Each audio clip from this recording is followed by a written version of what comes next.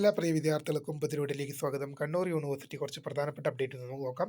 University പഠന വകുപ്പുകളിലെ ചുവടെ പട്ടികയിൽ കൊടുത്ത ബിരുദാനന്തര ബിരുദ പ്രോഗ്രാമുകളുടെ രണ്ടാം semester CBCSS regular 2024 admission and supplementary 2021-23 admission May 2025 പരീക്ഷാ ഫലം ഒക്ടോബർ മാസം 29 യൂണിവേഴ്സിറ്റി സൈറ്റിൽ പ്രസിദ്ധീകരിച്ചു.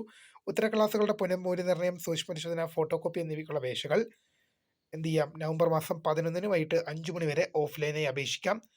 അടുത്തൊരു അപ്ഡേറ്റ് നോക്കാം.